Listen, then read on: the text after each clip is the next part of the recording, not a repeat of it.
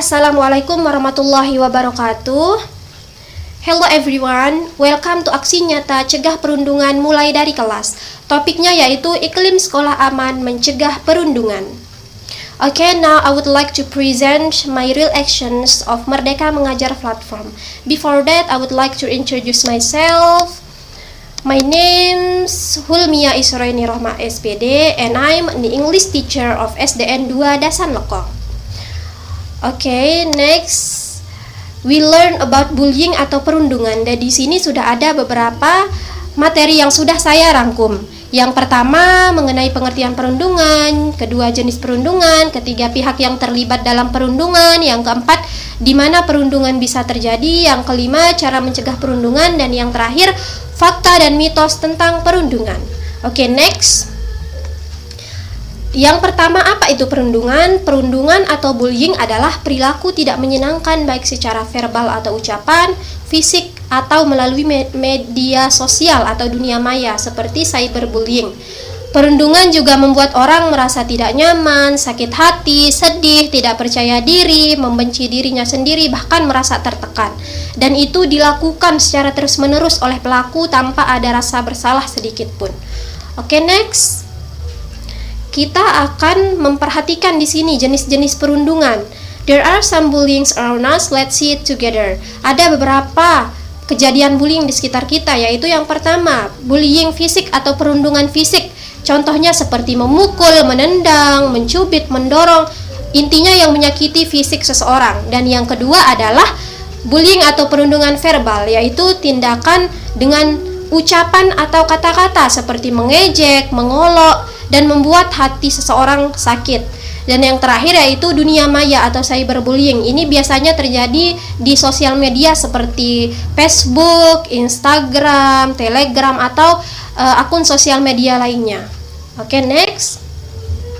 Selanjutnya di sini kita akan melihat pihak yang terlibat dalam perundungan.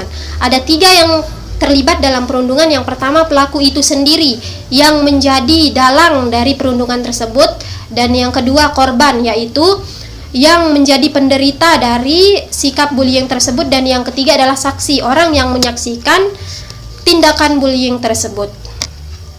Next, di mana perundungan bisa terjadi? Nah, perundungan bisa terjadi di mana saja, termasuk di rumah, sekolah, maupun tempat yang ramai seperti tempat umum, pasar, kemudian di tempat-tempat yang ramai, terminal, intinya tempat-tempat umum yang sering dikunjungi. Next, kita akan lihat di sini tentang cara mencegah perundungan, yaitu yang pertama, membantu anak mengerti apa itu perundungan atau edukasi perundungan. Kedua, membuka jalur komunikasi yang baik antara orang tua, keluarga, guru, dan teman. Mendukung hobi dan aktivitas positif atau melatih anak bersikap empati dan simpati. Kemudian menciptakan lingkungan harmonis, aman, dan ceria di sekolah. Kemudian yang terakhir, menjalin pertemanan yang banyak dan sehat sehingga menumbuhkan rasa kompetitif dan mencapai prestasi. Next, di sini ada fakta dan mitos tentang perundungan. Banyak sekali fakta dan mitos tentang perundungan. Salah satunya bullying itu keren, bullying mempererat pertemanan, kemudian kita bisa melakukan apapun dengan bullying hal yang wajar, kemudian memperkuat mental, dan yang terakhir bisa menjadi proses pelestarian tradisi seperti ospek. Sebenarnya semua itu adalah mitos. Intinya perundungan dengan alasan apapun tidak dibenarkan, karena itu merupakan tindakan yang bisa merusak mental maupun psikis seorang. Oke, kita pindah ke slide berikutnya. Oke, conclusion, kita sudah sampai di tahap akhir dari materi pembahasan kita pada kesempatan kali ini. Nah, conclusion atau kesimpulan.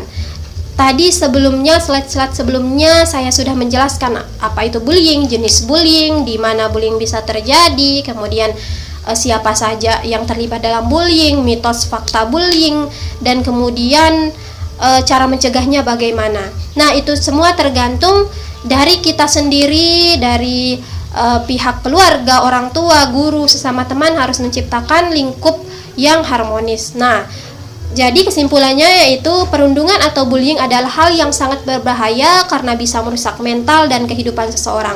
Bullying adalah bentuk tindakan atau perilaku negatif agresif seperti mengganggu, menyakiti, melecehkan yang dilakukan secara sadar dan sengaja dengan cara-cara berulang oleh seseorang atau sekelompok orang untuk menyebabkan ketidaksengajaan itu sendiri, dan masyarakat juga mendukung. Tentunya itu semua bertujuan menanamkan nilai positif dalam kehidupan. Mendukung artinya mendukung bahwa perbuatan bullying itu tidak akan dibenarkan sama sekali apapun alasannya. Oke, next. Nah, di sini saya membuat rencana kegiatan untuk melihat bagaimana tindakan bullying itu terutama di dalam kelas. Saya membuat rencana kegiatan dengan bermain peran mengenai perundungan fisik, verbal, dan media sosial. Tujuannya untuk membuat siswa memahami apa itu perundungan, jenis perundungan, dampak negatifnya bagi kehidupan, dan bahayanya jika sikap bullying tidak dicegah, sehingga siswa memiliki empati yang tinggi dan peka terhadap perasaan orang lain sehingga bullying bisa dihindari. Oke, next. Nah, di sini saya sudah membuat rencana kegiatan mencegah perundungan dari kelas, yaitu yang pertama pembukaan kegiatan, kemudian isi kegiatannya, dan kemudian penutupnya. Oke, dan rencananya saya aplikasikan menjadi praktik. Nah, di sini ada dokumentasi 3 jenis perundungan. Foto yang sebelumnya itu merupakan foto perundungan fisik.